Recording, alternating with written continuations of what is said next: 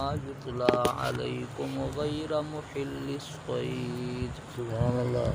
غیر محل الصید وانتم حرم ان اللہ یحکم ما یرید. سبحان اللہ. تین بڑی صورتیں، ان کا ترجمہ، مفہوم، مطلب مکمل ہو چکا ہے. قرآن کریم کی ترتیب کے اعتبار سے یہ چوتھی بڑی صورت ہے. اس کا نام ہے سورۃ المائدہ. مائدہ دسترخوان کو کہا جاتا ہے. اس سورت کے اخیر میں ایک واقعہ بیان کیا جائے گا جو عیسائیوں نے حضرت عیسیٰ علیہ السلام سے ایک مطالبہ کیا تھا. تو اس مطالبے میں لفظ آتا ہے مائدہ. تو اس مناسبت سے اس سورت کا یہ نام رکھا گیا ہے. سورت مائدہ نازل ہونے کے اعتبار سے 112واں نمبر ہے اس کا. یعنی 111 صورتیں اس سے پہلے نازل ہو چکی تھیں اور 112ویں نمبر پر یہ صورت نازل ہوئی. یہ صورت ہجرت کے بعد تقریباً 6 سال کا عرصہ گزر چکا تھا. 3 سال تک یہ صورت اترتی رہی اور اس میں ایک آیت ہے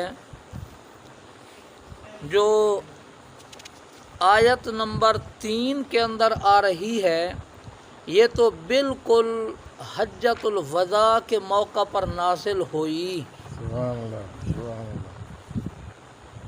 3 سال کے دوران اس صورت کے مختلف حصے نازل ہوئے ہیں. حدیث پاک میں آتا ہے کہ یہ صورت اس کا کچھ حصہ اس وقت نازل ہوا جب آپ مکہ سے مدینہ کی جانب سفر فرما رہے تھے. آپ اونٹنی کے اوپر سوار تھے. جب وحی نازل ہونے لگی تو وحی کے بوجھ سے اونٹنی بیٹھنے لگ گئی. تو آپ علیہ السلام پھر اس سے نیچے اترے. اس صورت کے متعلق حدیث پاک میں آتا ہے علموا رجالکم سورۃ المائدہ. مردوں کو سورت مائدہ سکھلاؤ.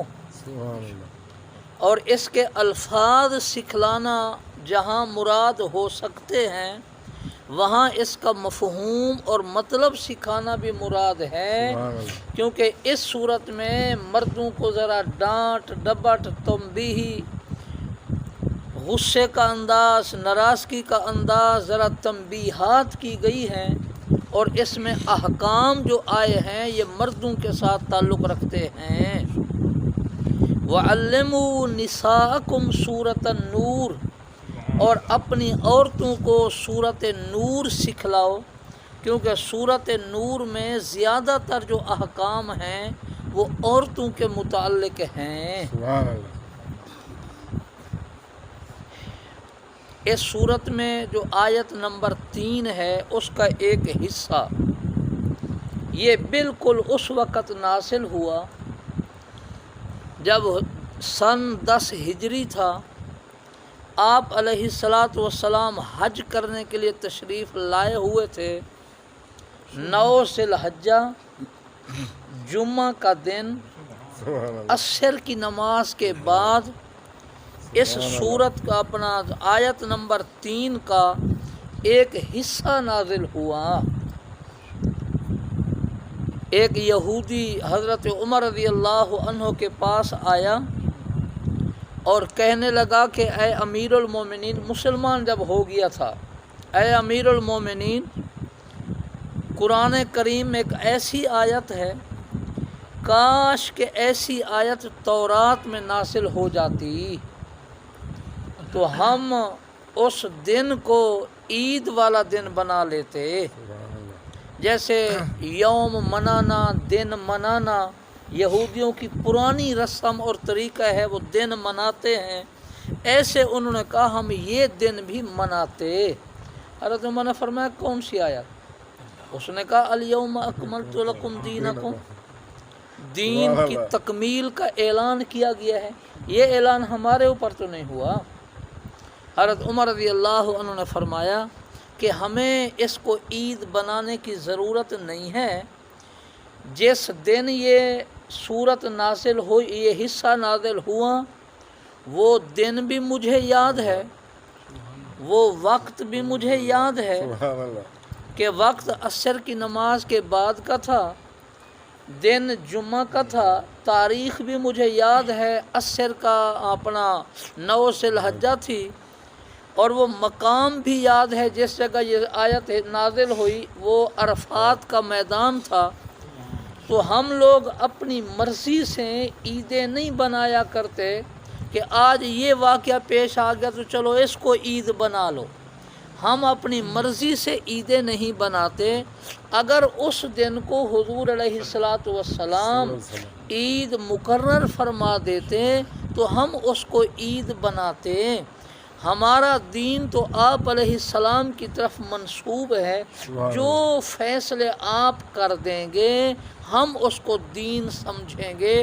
حضرت عمر نے فرمایا ہمارے نبی نے چونکہ 2 عیدیں مقرر کی ہیں، عید الفطر، عید الاضحیٰ، اور اس کے احکام بھی شریعت نے خود بتلائے ہیں۔ اگر ہم یہ عید مقرر کرتے تو پھر اس کے احکام بھی تو ہم بناتے نا، پھر جو شریعت میں طے شدہ چیز ہوتی ہے اس کے احکام بھی شریعت بتلاتی ہے، اس لیے ہم اپنی مرضی سے، اپنے اختیار سے قطعاً اس دن کو ہم عید نہیں بنا سکتے۔ البتہ ہمیں وہ دن بھی یاد ہے، ہمیں وقت بھی یاد ہے، تاریخ بھی یاد ہے، مقام بھی یاد ہے۔ تو یہودی خاموش ہو گیا۔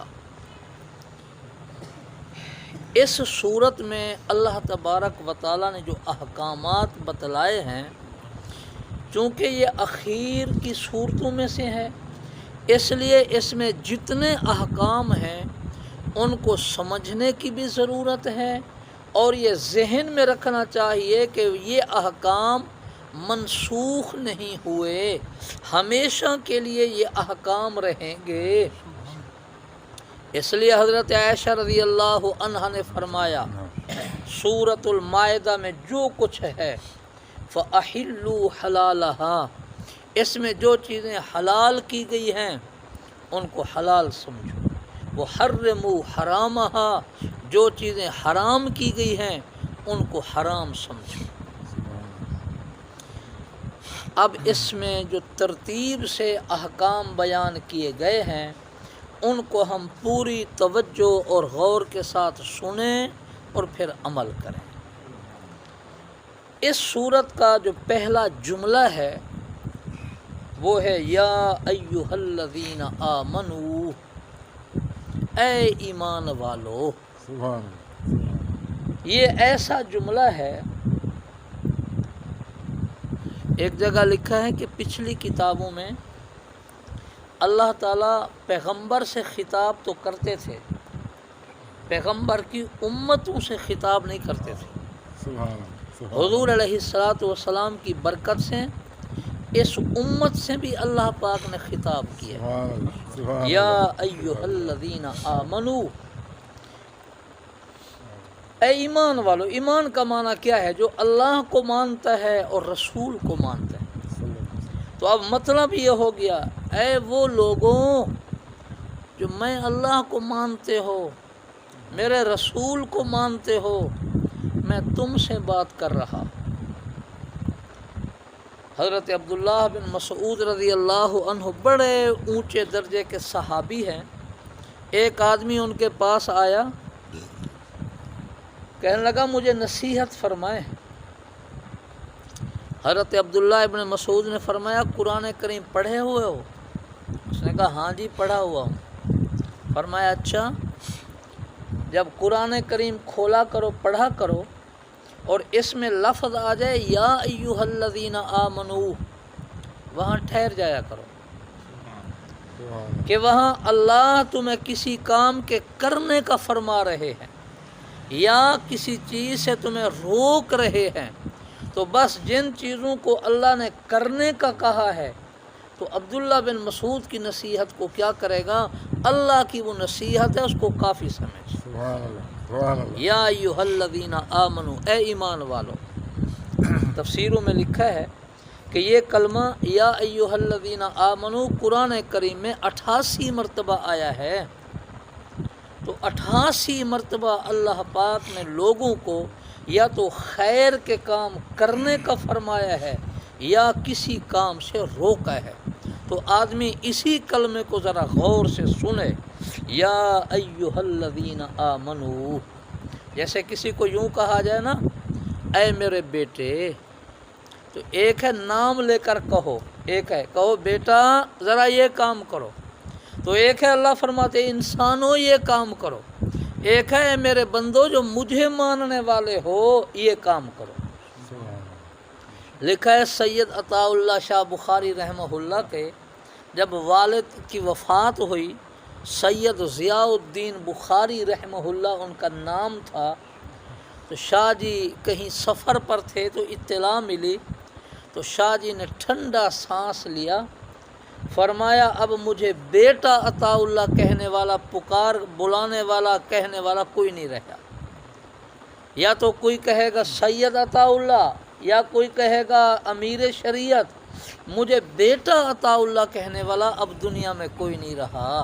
والدہ پہلے فوت ہو گئی، پھر والد بھی فوت ہو گئے، تو اس وقت ایک ٹھنڈا سانس نکال کر یہ جملہ فرمایا، تو اللہ پاک نے رہتی دنیا تک ہمیں یہ خطاب فرمایا، جو بھی ایمان والا آئے گا یہ خطاب اس کو، خطاب فرما کر پہلا حکم جو اللہ پاک نے دیا، اوفو بالعقود، اوفو بالعقود۔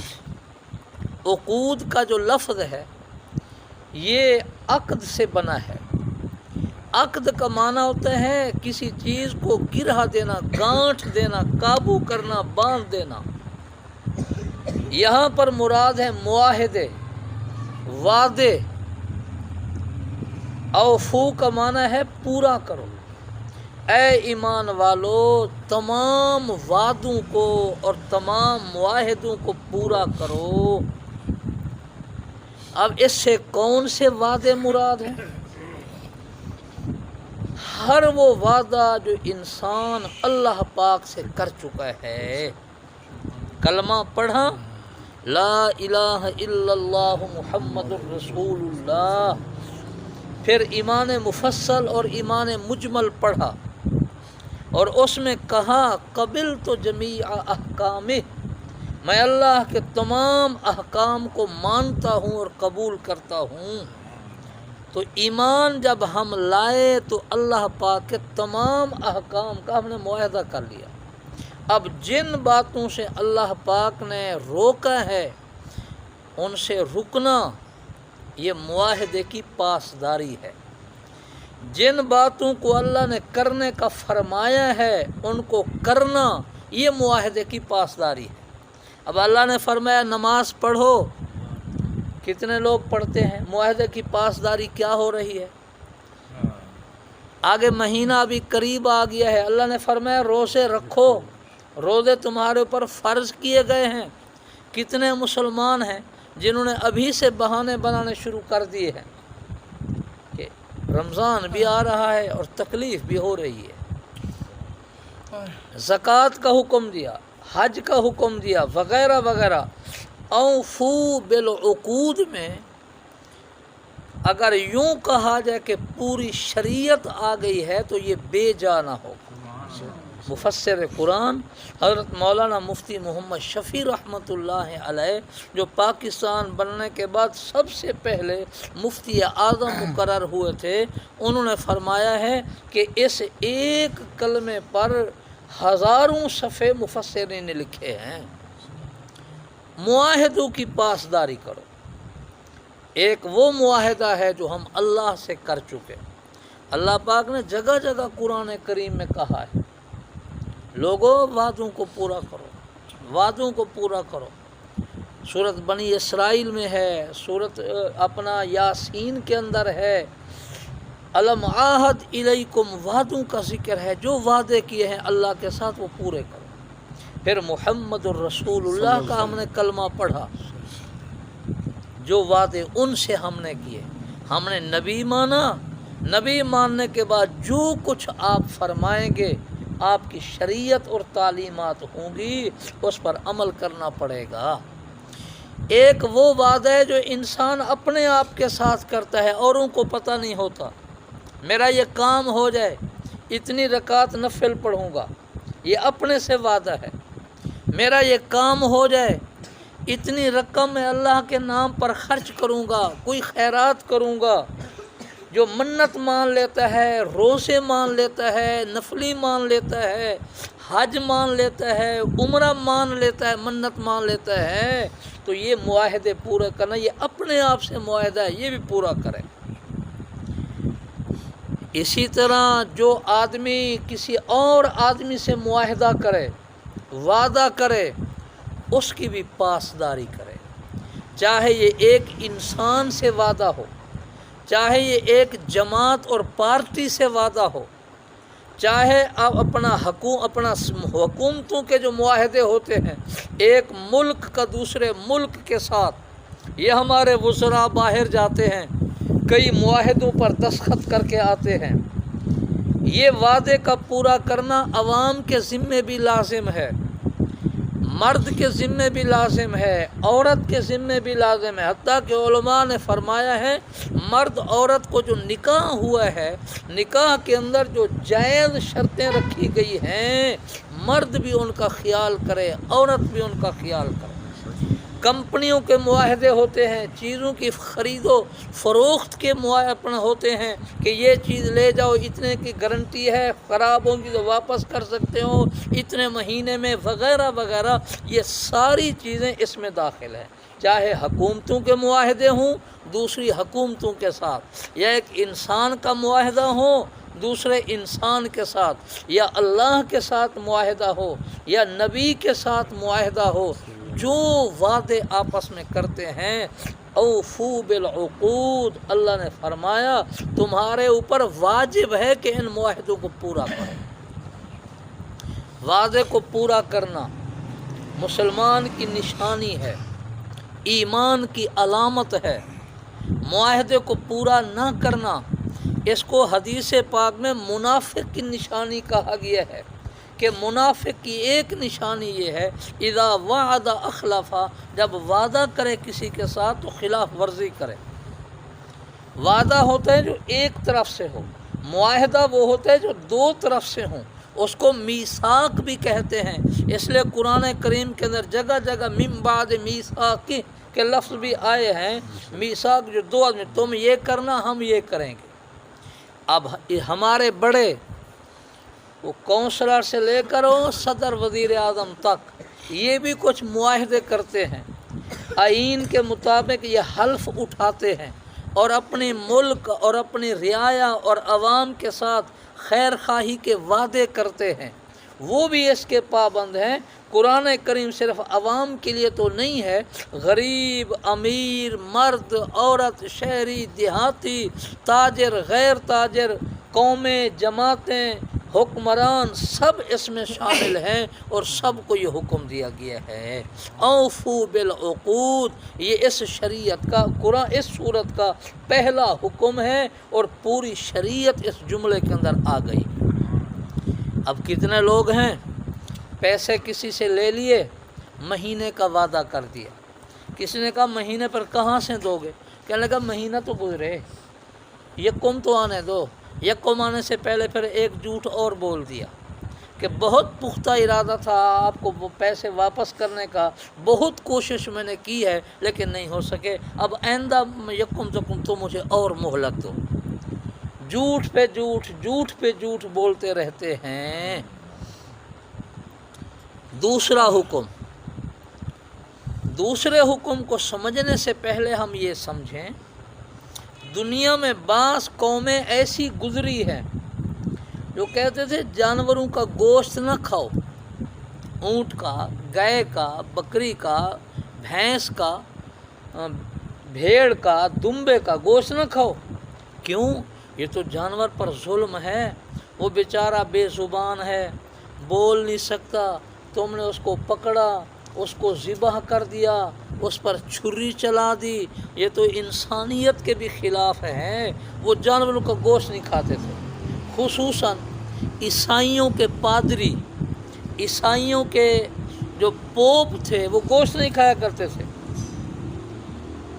اور کچھ قومیں وہ ہیں جو ہر قسم کا گوشت کھاتی ہیں، اس میں حلال اور حرام کی تمیز نہیں ہے۔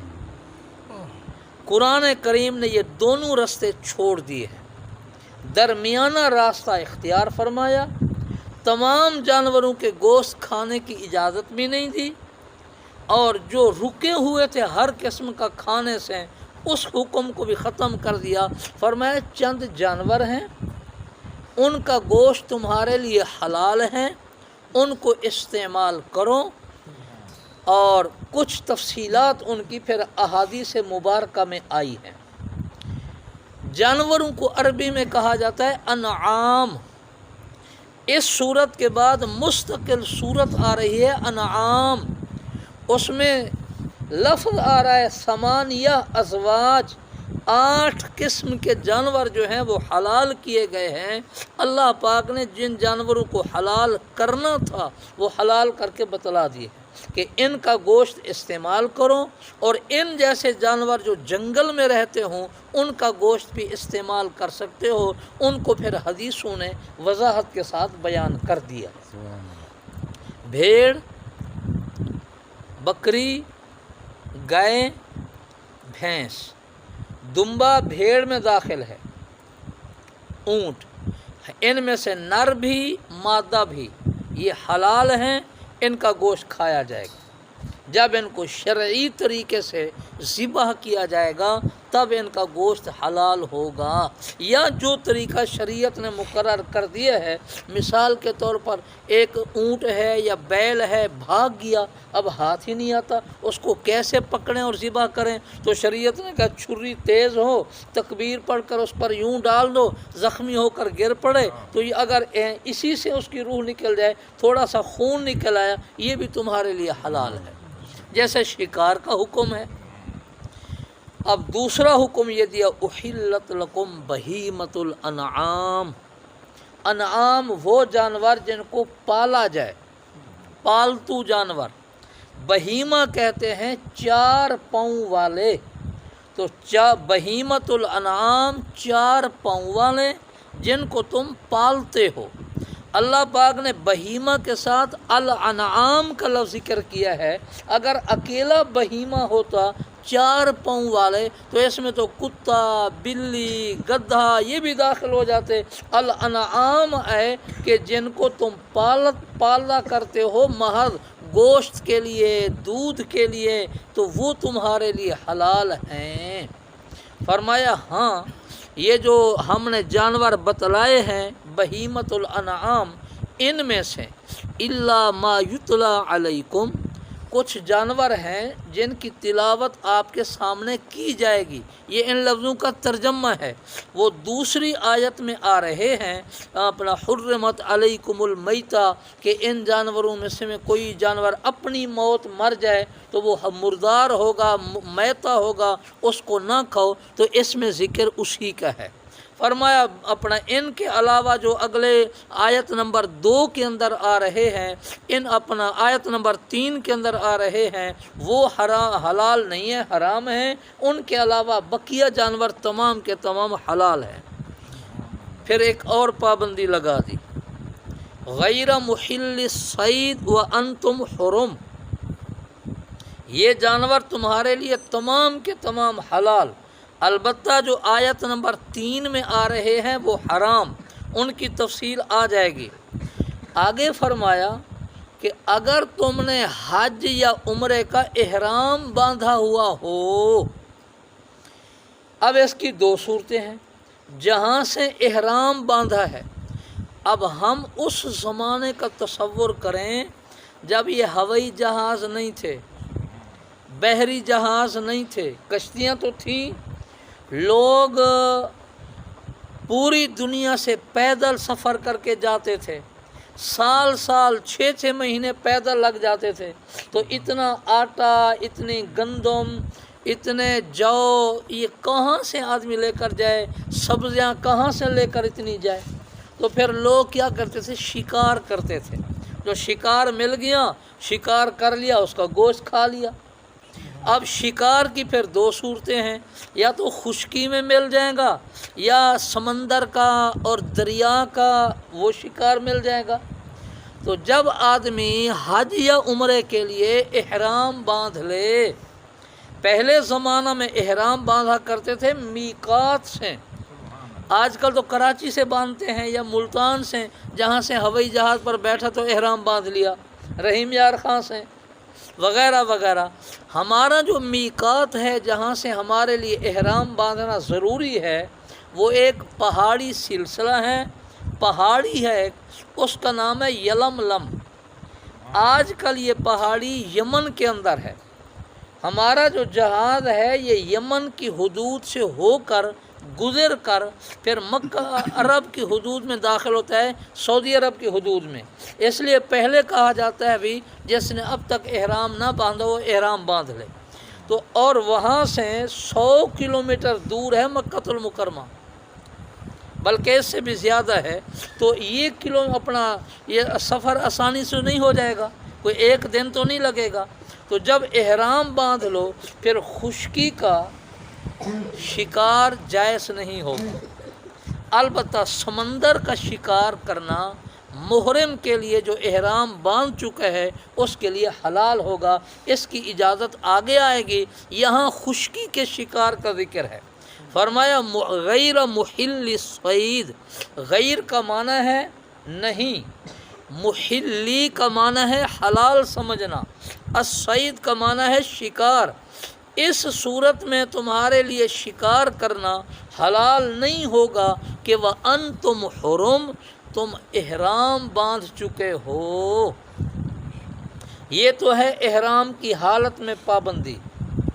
پھر آدمی مکہ کی حدود میں داخل ہو جائے، مکہ کے چاروں طرف کچھ جگہ مقرر کی گئی ہیں جس کو حرم کہا جاتا ہے۔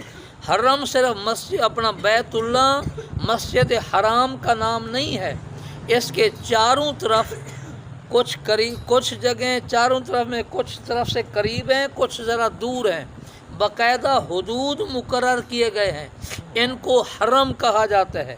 اور یہ حدود حضرت آدم علیہ السلام کے زمانے سے مقرر تھے، پھر لوگوں کو بھول گئے تھے۔ حضرت ابراہیم علیہ السلام کے زمانہ میں جب بیت اللہ کی تعمیر دوبارہ ہوئی تو اللہ پاک کے حکم سے ابراہیم علیہ السلام نے چاروں طرف حدود قائم کیے۔ ان حدود کے اندر محرم آدمی، انسان تو انسان مچھر کو بھی نہیں مار سکتا، اپنے جوئیں پڑ جائیں ان کو نہیں مار سکتا، درخت نہیں کاٹ سکتا، گھاس نہیں کاٹ سکتا۔ وہاں کسی شکاری پرندہ اگر کوئی بیٹھا ہے جس کا شکار ہو سکتا ہے، اس کو یوں اڑا نہیں سکتا۔ اگر کوئی یوں کرے کہ حدود جو حرم کے، مثلا یہ دیوار ہے حدود حرم کی حدود کی، یہ حد ہے، درخت ہے، وہاں شکار بیٹھا ہے، تو شکار یوں کرے، اس کو یوں تالیاں بجا کر اڑائے تاکہ اس حدود سے باہر نکلے، پھر اس کا شکار کر لے، یہ بھی حرام ہے۔ حرم کی حدود میں سے شکار کو اڑا کر حرم سے باہر نکال کر چلاک طبیعتیں اگر ایسا کریں، کہا یہ شکار بھی حلال نہیں ہے۔ اگر کوئی احرام باندھے ہوئے لوگ جا رہے ہیں اور ایک آدمی احرام باندھے ہوئے نہیں ہے، کچھ لوگوں نے احرام باندھا ہوا، کچھ ویسے، ایک آدمی ویسے جا رہا ہے، ایک ہے، دو ہیں، 10 ہیں جو بغیر احرام کے جا رہے ہیں۔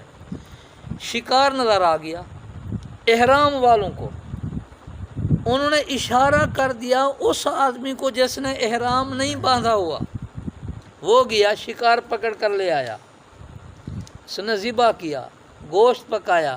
جن لوگوں نے احرام باندھا ہوا ہے وہ نہیں کھا سکتے کہ تم نے اس کو اشارہ کیوں کیا تھا۔ کوئی اس کو تیر نہ دے شکار مارنے کے لیے، کچھ ہاں اشارہ بھی نہ کرے، بتلائے بھی نہ، رہنمائی بھی نہ کرے، کچھ نہ کرے، یوں اشارہ بھی نہ کرے، انگلی کا اشارہ، آنکھ سے اشارہ، سر سے اشارہ، کچھ نہ کرے۔ ویسے اس آدمی نے دیکھ لیا جس نے احرام باندھا ہوا نہیں ہے، وہ چلا گیا شکار کر کے لے آیا۔ اب محرم آدمی کو ہدیہ دے، پکا کر کھلائیں، کچا گوشت دے، اب جائز ہے۔ حضور علیہ السلام سفر فرما رہے تھے، حضرت قتادہ نامی ایک صحابی تھے رضی اللہ عنہ، وہ بھی ساتھ تھے۔ قتادہ نے احرام نہیں باندھا ہوا تھا، ایک ان کو ہرن نظر آ گیا تو وہ جلدی جلدی پہلے دیکھا احرام والوں نے، وہ دیکھ کر آنکھ نیچے کر گئے کہ بھی ہم تو نہیں پکڑ سکتے۔ قتادہ کی نظر بھی پڑ گئی، قتادہ جلدی جلدی سواری پر سوار ہو گئے۔ سواری پر سوار ہوئے، ان کا جو تیر تھے وہ نیچے گر پڑے۔ اس نے ایک محرم کو کہا، احرام والے کو کہا یہ تو اٹھا دو، نے کہا ہم نہیں اٹھا دیں گے۔ ان کو پتہ چل گیا یہ شکار کے لیے جا رہا ہے، انہوں نے کہا تم بھی عجیب آدمی ہو۔ پھر خود نیچے اترے، پھر خود اس کو اٹھایا، پھر گھوڑے پر بیٹھے، تیزی سے گھوڑا دوڑایا، جا کر اس کو پکڑا، پھر گوشت بنایا، پھر آگئے حضور علیہ السلام کے پاس۔ آپ نے تمام احرام والوں سے پوچھا، ہاں بھی کسی نے اس کو تیر دیا تھا، کسی نے اشارہ کیا تھا، کسی نے بتلایا تھا؟ سب نے نہیں میں جواب دیا۔ تب حضور علیہ السلام نے فرمایا اب کھاؤ، تمہارے لیے حلال ہے۔ تو اس سے آپ علیہ السلام نے روک دیا۔ اور عرب کا جو زمانہ تھا، عرب کے جو لوگ تھے، اگلی صورت میں ہم پڑھیں گے انشاءاللہ تعالی، وہ اپنی مرضی سے جانور حرام کر دیتے تھے کہ یہ جانور حرام ہے۔ کوئی بتوں کے لیے حرام کرتا، کوئی کس کے لیے حرام کرتا، کوئی کس کے لیے، وہ اپنا ان کے ذکر آئے گا تفصیل کے ساتھ۔ تو اب مگویوں کی عادت ہوتی ہے لوگوں کی، جی یہ حرام کیوں کیا گیا، وہ حلال کیوں کیا گیا، یہ جانور حرام کیوں ہے، یہ تو حلال ہوتا، یہ تو اچھا جانور ہے۔ جیسے آج کل بھی کچھ لوگ کہتے ہیں اپنا فلاں جانور کا گوشت بڑا لذیذ ہے، فلاں جانور کا گوشت کا فلاں حصہ جو ہے وہ بڑا لذیذ ہے، یہ تو حرام نہیں ہونے چاہیے۔ اللہ پاک نے کیا فرمایا، ان اللہ یحکم ما یرید، اللہ جو حکم دیتے ہیں، جو چاہتے ہیں وہ حکم دے سکتے ہیں۔ تم لوگوں کو مگویوں کی اجازت نہیں ہے۔ یہ حلال اور اپنا حرام کرنے کا فیصلہ اللہ پاک نے خود فرما دیا، یہ حلال ہے، یہ حرام ہے، یہ حصہ جائز، یہ حصہ ناجائز، تاکہ لوگ باتیں نہ کریں۔ خاص طور پر عرب والوں کا منہ بند کرنا تھا کہ وہ یوں نہ کہیں اس کو حرام کیوں کر دیا۔ تو یہ آیت تو ایک ہے، لیکن اس نے اپنے اندر بڑے علوم رکھے ہوئے ہیں۔ جیسا کہ شروع میں عرض کیا گیا، ہر ایک اپنے وعدے کی پاسداری کرے۔ وعدے کی پاسداری نہ کرنے والے کو حدیث میں منافق کہا گیا۔ اللہ کو منہ دکھلانا ہے، رسول اللہ صلی اللہ علیہ وسلم کو منہ دکھلانا ہے، قیامت نے آنا ہے، ہم سب نے وہاں پہنچنا ہے۔ یہ جو کچھ سن رہے ہیں اس پر جتنا ہو سکے عمل کی کوشش کریں۔ الحمدللہ رب العالمین والعاقبۃ للمتقین والصلاة والسلام علی سید الانبیاء والمرسلین۔ ربنا آتنا فی الدنیا حسنۃ وفی الآخرۃ حسنۃ وقنا عذاب النار وقنا عذاب النار۔ ربنا ظلمنا انفسنا وان لم تغفر لنا وترحمنا لنکونن من الخاسرین۔ اے اللہ رمضان المبارک کا مہینہ قریب آنے والا ہے، ہماری زندگیوں میں برکت عطا فرما، ہمیں رمضان کے برکات نصیب فرما، اس رمضان میں ہماری بخشش فرما دے، ہمارے گناہوں کو معاف فرما دے، ہمارے جتنے عزیز و اقارب رشتہ دار وفات پا گئے ہیں ان کی بخشش فرما دے، ان کی قبروں کو جنت کا باغ بنا دے، تمام بیماروں کو صحت اور عافیت نصیب فرمائے، ہمارے حق میں خیر کے فیصلے فرمائیں، اپنے فضل کا معاملہ فرمائیں، دنیا اور آخرت میں ہمارے عیبوں پر پردہ پوشی فرمائیں، رسوائی سے محفوظ فرمائیں، وصلی اللہ تعالی علی خیر خلقہ محمد و آلہ و صحبہ برحمتک یا